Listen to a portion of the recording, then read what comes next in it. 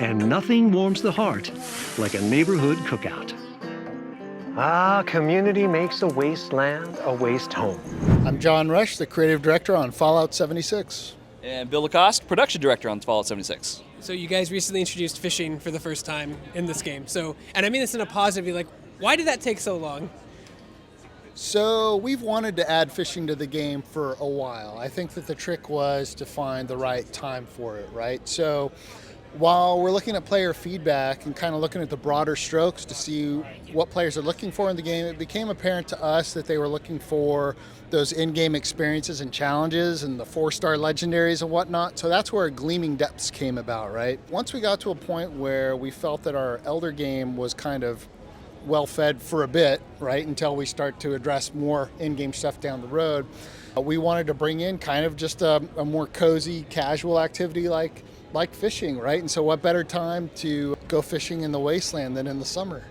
And I feel like that's a big undertaking. You're adding new mechanics to the game, but with new mechanics also comes new reward systems. So how much time do you guys have to spend making assets and physical, like, rewards for the player to do the activities? Yeah, a good bit of time. I mean, you know, we're looking at the perspective of it. We have a season. We want to make sure that the season lines up with the content we're about to release as well. So if you look in the season right now, there's a lot of stuff for your camp, there's a lot of stuff for your character, and players are actively using those now. One thing I've really found amazing is that as you open up the map now, you can see a lot of camps, and you're like, wait, why are camps in those areas? And you figure out that they're actually in spots where there's lakes and rivers and distinct spots where they're trying to catch legendaries or glowing fish, and they'll have a camp set up that's got all the stuff there, and it looks like a fishing village. And that's been one of the really cool things to see with this update. You guys really have continued to roll out content in that seasonal way. Like, is that hard to do consistently to meet your milestones, your deadlines, when, like, I mean, you have like 2 or 3 or even 4 a year that you have to push out? Is that difficult? Sure, it's difficult, but you know, we're pro game devs. We've done this before. I think, you know, if it was easy, everybody'd be doing it. So we're up to the challenge, and just because it's hard doesn't mean we shouldn't do it. And I think the one thing that's important for us too is that the community can actually rely on us now. You know, this is our 60th update, and every 12 weeks there's been a major content release, you know, ever since 7 years now or 6 years now, almost our 7th birthday. So the fact that we engage with the community, we listen to the community, we talk about what they're talking about, and we listen to the things that they want to see, and also that they can rely on us to release content consistently on those dates, 4 major updates a year, feeds into a lot of why players are here and they're engaged and they want to continue playing this game. No, mad respect. You know, the game launched, it's technically an MMO, and it launched with problems, not perfect, Yeah. right? But man, you guys were like, no, we're gonna keep improving. We're gonna keep adding content. We're gonna keep going. People fell off. You're like, nope, we're gonna keep going. And then I feel like when the show released, you guys got that huge influx, and I was like, all that time and energy and all those updates. You guys already had a loyal community, but now you're getting all these new players in. How did that feel to get that influx?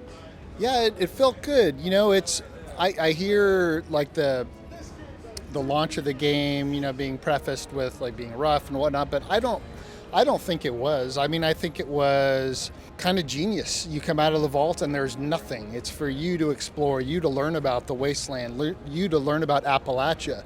I view Appalachia as the main character in our game, so it was Appalachia's introduction.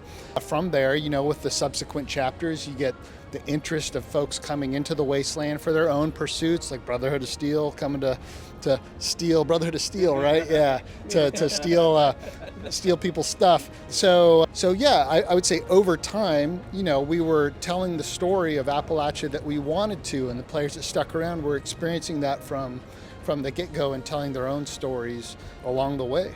I think one of the interesting parts too is, you know, we look at data all the time and know who our players are, where they come from, what cohort they were in, you know, things like that. What platform they're playing on. Yeah, we know all that stuff, right? So we look at that, and one of the interesting thing was we had a lot of new players across all the platforms. Pretty consistently, it's the same number across all platforms, but we had a lot of players come back in who hadn't played since 2018, 2019, and came back in and were like, holy cow, this game is different. This game has a ton of content in it, and now they have stayed ever since the show came out. They've been with us all along. So that's been really good for us as well, from, you know, just a positivity element of seeing them all come back and actually stay engaged. That's something that was kind of unfair to judge your game so rapidly when it came out, because, to be fair, you guys never said this. We're like, oh, it's going to be Fallout, but multiplayer. Like, it's going to be Fallout 4, but multiplayer. It's like, well, like the same thing ESO has, right? It's not Skyrim multiplayer. It's its own thing. You guys were your own thing. I think that caught a lot of people off guard, even though you never claimed it was going to be Fallout 4 multiplayer. Right. You said it's its own thing, yeah. But when that show came out and everybody who saw the show, who maybe hadn't played Fallout or maybe hadn't played 76 in a while, saw that story and wanted more of it, they knew they could come to 76, Fallout 4, Fallout 3, and get those same stories. So people coming back to 76, that, you know, to what Bill said, they were like, wow, this is amazing. It's, yeah, we've always known it was amazing. We're players ourselves, so we just want to keep making the game cool. And so they got to see kind of the fruition of all that work over the years and experience it. And so that's why the game is where it is today. We see the roadmap. Sorry, players, you're not getting your roadmap. Sorry. No exclusive today. No two-year heads up what's going on. No email roadmap. Sorry. But I'm going to talk about the 2-year roadmap right now. Am I not allowed to now? The Super Mutant class, right? The Super Mutant new race you can play, right? That's the next. yeah. But we know what that looks like. And so we know that, again, as long as we are consistent and we know those are the things that are reinforcing all the new systems that we're updating or the new systems that we're putting in, then, you know, we're pretty confident, you know, in where the players are going to be and what they're going to want. So yeah, that's again, just one of the main things that keeps driving us, you know, every day. Can you guys paint a picture approximately, like when you say there's a problem in the game, any problem at all, community flags a problem, like how long that takes you to recognize, assess, and fix? Depends on the issue and which determines how long that takes to fix. Okay. But we do have active Slack channels for our CS community, and they will absolutely post things that tickets come in. They're like, hey, is anybody aware of this, aware of this, aware of this? Also, Discord. People are very active in Discord. We have a bug channel in there, so people will put bugs in there. But we constantly look at that. Also, we do live triage a couple of times a week. So we're seeing everything that's coming in from live and making adjustments on that, and then we prioritize and get things done. What's it been like seeing the reception of your Ghoul race you can now play? That was really exciting. People were asking for that at the inception of the game. I remember that specifically. It's been great. You know, I'd viewed letting people play as a Ghoul as kind of like a multiplier cast across the whole game, right? So it's not something you go in, you do, and you finish. It's something you go in, you do, and it changes how you play the entire game, right? Which we're going to underline in future updates too, to further differentiate Ghouls and humans and give more reasons to try a Ghoul or more reasons to be a human. So it was great to see all the positive reception around that update. It's such a huge, monumental change to the game, which had never been done before, and to see the positive reaction from players was very encouraging. And you guys did that great crossover with the TV show too, as well. You had Cosmetics. Will we see that again for season 2? You guys gonna do more collabs in some way that you can say? Are you just gonna smile and wave? Smile and wave. Come on over here. Yeah, absolutely. You know, we love the show. The show loves the game. That's why the show is so good. It's made by people that love the franchise and the game. So when the show comes out, yeah, we've talked about having more crossovers, possibly more than what we had in season 1, but we'll have to see. No, I mean, I think the when John was talking about the show and the people who are creating it and talking about the show a lot, the amazing part that for people that didn't know anything about Fallout that I knew of that were watching the show, like how representative is this of the game? And it's like, yeah, that's the game. I was like, I'm talking down to the way that globe looks on the desk, the toaster that's there, the cabinets and in the kitchens, like that stuff is all very much exactly how Fallout looks. And then the character development too is the same thing. Like the dialogue, most people don't get like the Vault Dweller dialogue. Sometimes like that seems like bad. It's like no. That's how Vault Dwellers kind of act, and that's how they talk, and that's how they, you know, how their character and personality exists in the game. Yeah, so.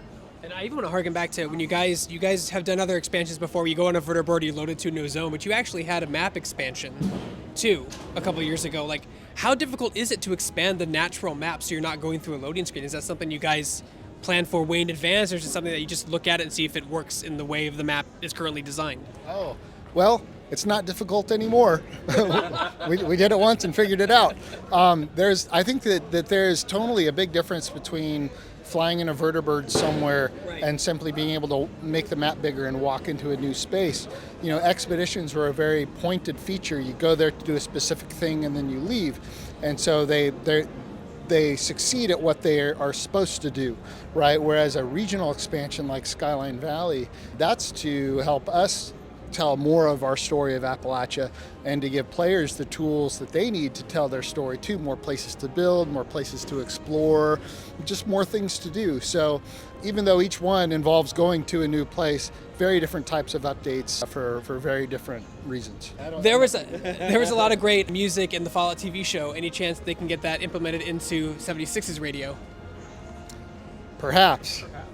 Yeah, I mean, we've been pretty good about getting songs that represent the show, and not necessarily the show, but Fallout in general, the Americana, and just the things that make sense in terms of the vibe that we're trying to give off with each update. So yeah, I mean, I don't think no or yes is really, yeah, it's could. Anything is possible, Yeah. I think is the correct answer, right, that they train you to Yes, say? anything is possible. Yeah. If you believe in yourself, you can do anything. Exactly. So, you guys did release the Ghoul, which was a great reception, and how long before people were pounding their fists for a super mutant race? That was happening before we even released the Ghoul. You know, it takes years to do this, and then they're like, okay, now next thing immediately, right? That's the... So the thinking behind the Ghoul was, we're trying to make all these major updates sort of related to one another. So I'd mentioned Gleaming Depths before as an in-game experience for players. Well, so is Ghoul, right? Because the sole requirement to become a Ghoul is that you have to be at least level 50, and all the Ghoul perk cards are aimed at in-game play. So we noticed kind of sort of an opening in our playstyles that the Ghoul, the innate traits in the playstyle would fill. So regarding super mutants, which has come up a lot, yes, I know, that would that would have the same requirement. So when I've been interviewed in the past and they're like super mutants, I say, okay, well, what niche would they fill? Well, they could be tanks. It's like, well, I'm a walking tank in power armor, so what niche can they fill? We're going to watch how people play, we're going to watch player sentiment and player feedback, and if there's a role that another race, whether it be super mutants or Mirelurks or mole rats could fill, then we would entertain the thought of introducing that as a playable race. But it has to make sense for the game mechanically, not just as an aesthetic. Yeah, totally agree. I mean, as you saw with the Ghoul, the main thing behind that, and we've talked about it before, was that we didn't want to take the easy way out with adding in just the Ghoul with just a disguise or just a mask or something like that. We want to really give you the full experience. So dialogue has been changed a little bit to make sure it captured the essence of what it meant to be a Ghoul within the Wasteland. But then also you got Ghoul specific perks, you got new systems, with glow and the feral meter, and and all those played a role in giving players something to actually dig into and actually define a different play style with, and I think that was important to us, just not taking the easy way out. Yeah, because I mean, like, it is arguably it is easier just to be like, it's a skin, you know what I mean? It is, and I understand the importance of the role-playing aspect of it too, right? I don't want to underplay that and look past it, because I know people would love to role-play as a super mutant or a Mirelurk or what have you, but the other side to that is there has to be a mechanical reason too. It can't just be a disguise. But I do recognize the role-playing importance as well. So how long typically does it take? You guys have to say what you're working on, but like when you have the next DLC like plan, how long for the year? Do you already know what you're doing the year prior to this? Like how long does it take between each season before you know what you're doing the next thing? And how long does it take to get it from pre-viz to it's in the game? Oh, we've got big plans. We've got plans for years to come. Oh my gosh, like the update at the end of this year is huge, and I'm not going to talk about it. But what I will say is... It would help me if you did, help our site if you did, for sure. But what I will say is, Gone Fishing, exciting update, exciting fishing update. I think people are going to be playing that for a long time. But this fall, we've got a major update coming that is very much catered towards our builders in every way. So be on the lookout for that. Yep. Yeah, John said we think about this stuff well ahead of time, and it takes a good bit of time to build out certain pieces of content. So we are in development a year and a half, depending on the size of the content sometimes. So those are planned out well ahead. Just because I want to get your feedback on this, like you're one of the few games as a service that have transcended through console generations. Mm-hmm. Like, what's that been like from moving from the Xbox, One X or to the Series X? and or the PlayStation 4 to PlayStation 5? I can't give you any dates on anything like that, and I can't give you any dates, but I will say that is in the plans for us to have a PlayStation 5 and an Xbox Series S and X version. And yeah, just keep on expanding, because we want to make sure that we're also keeping up with the tech that's available to us and making the game, like you said, look better, play better, be faster, all that stuff, and be more optimized. So yeah, those are in the plans. Can you kind of paint a picture of like how much work goes into that? Because I think a lot of people just think it's a switch you flip. Oh, everything's next gen now. You just hit the switch, update all the things to 4K, you're done. But I'm sure that it's much more intuitive than that. I'm sure. I wish it was just doing a drop down and saying, hey, build this out for PS5 or Xbox Series S and X. It's not. There's a lot of tech that goes into it. One of them being, for example, we were on DX11 or DirectX 11 for a long time. We're now updating to DirectX 12. So there's a lot of things that happen there. There's shaders that get changed, or just elements of the game that don't look right when they're rendering out with DX12. So we have to make sure that we're going through that and looking at all parts of the game. So it's just a process. It's what I define it as overly difficult. Not necessarily overly difficult, but there are this game is very big. So making sure that the game is running the way it's supposed to run and is looking the way it's supposed to look, and making sure that we're just addressing all the areas that need to be addressed for the next or the current gen consoles is just, I would say it's just a long checklist of stuff. So we'll get there. So just stay tuned. We're in the reads here now, so I have to ask, because we're in the reads now, like, is it difficult with technology like evolving so quickly every year? There's new GPU, there's new hardware, software to utilize, there's more tools for your toolbox, more toys for your toy box. Is it tempting to be like, let's rebuild this from the ground up? Or are you just like, no, we have to try to implement it in what we've already built? Yeah, I think, for us, because we've got a live service game that John's talked about and I've talked about as being something we have plans for years, we're not in a rush necessarily to do it, but there are times where we try to figure out what is the best time to do that kind of upgrade for us. And so we've got that planned out, and we'll just stay tuned on when that's happening. So what do you think is the biggest misconception from an outsider looking at specifically a game as a service that's like yours, always online? What's a big misconception players or even consumers don't understand about your job and then your job? That's a good question. I get a lot of the creative directors in charge of everything. That's the big one. Well, sure, yeah, that could be one, which is not the case. It's we work with a fantastic team of developers, lots of great ideas. I think if anything, I think one misconception is, hey, the creative director comes up with everything. And that's not true. The idea man. Yeah, the creative director kind of keeps the grease on the wheels, right? We have a great, talented team who love Fallout, who come up with fantastic ideas. And probably the hardest part of my job and Bill's job is going through those great ideas and picking which ones actually make sense to go into the timeline, or which ones make sense to go later, or which ones maybe just don't make sense, and helping them kind of cultivate those ideas in a way that fits what we've come to learn as the pulse of the players that are playing the game. Yeah, I would agree. I mean, we look at it from a standpoint of this year to this year to this year. What are we doing substantially to add to the game? What is Fallout 76 this year, and then what is it going to be next year? So aside from Gone Fishing, as the minor, smaller updates that we do, we actually also look at it holistically from the top of how has the game changed dramatically over this year, and why has it changed that way over the year?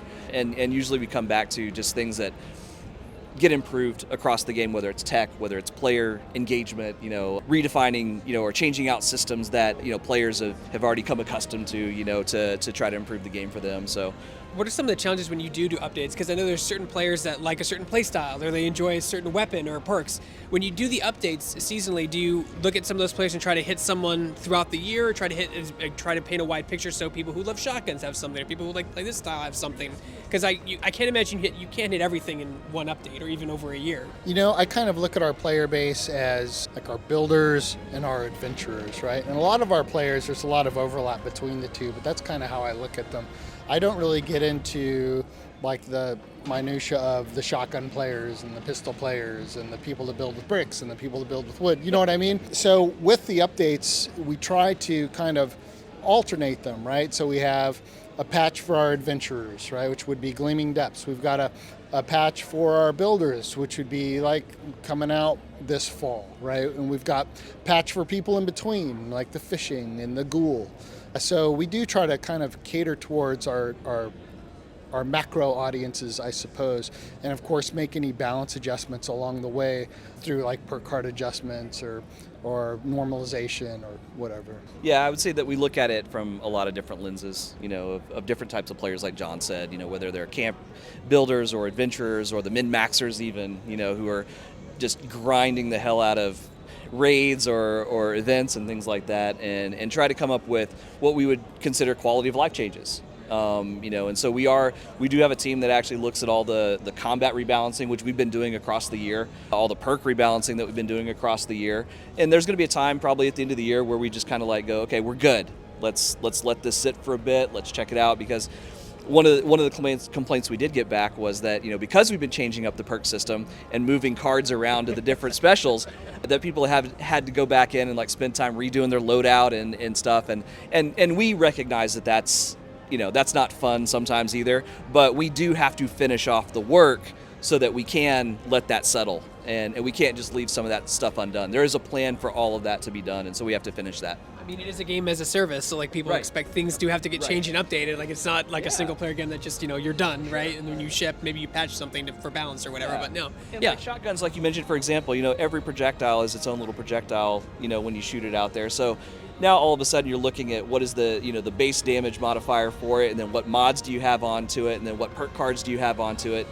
And so we want to make sure we look at that stuff, and that there isn't a particular weapon in general that people just go into, like auto axe. It's like, that really just kind of defeats the purpose of the looter shooter game, where you get something that looks really cool. Like, we want people to pick up a Ripper and be like, oh, that's badass, I want to use that, and then have it actually do damage. Otherwise, if it doesn't do it, then they're just going to get rid of it, they're going to scrap it, they don't need it, and that kind of just eliminates a lot of usefulness for a lot of the times a lot of things we spend time creating. And so having that ability to, within a Bethesda game, play the character that you want to play, kind of goes away if there's like one weapon you can only have, that's going to be beneficial to you, or the best weapon in the game type of thing. It's role play. People want to role play their character. Yeah. Absolutely. Put on apparel, put on a mask, do whatever weapon you want to do, but still be able to do all the content and not be held back by, some arbitrary, element of imbalance, within the combat. So what can you tell me? I know you guys you dropped this very recently, but what can you tell me? What's next? Like, what can you tell the players out there? What's next for Fallout 76? We've got a big update coming this fall aimed at builders.